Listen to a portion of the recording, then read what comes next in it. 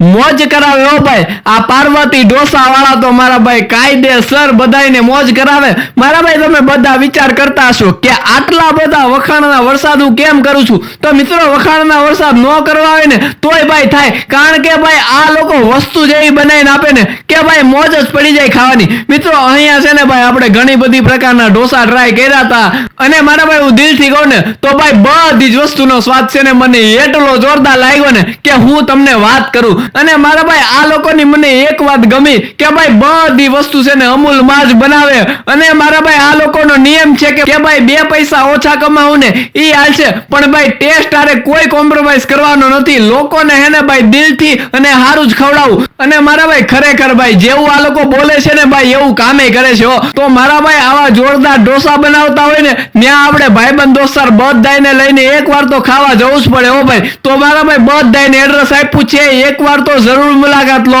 Parvati dosa હાઉસની।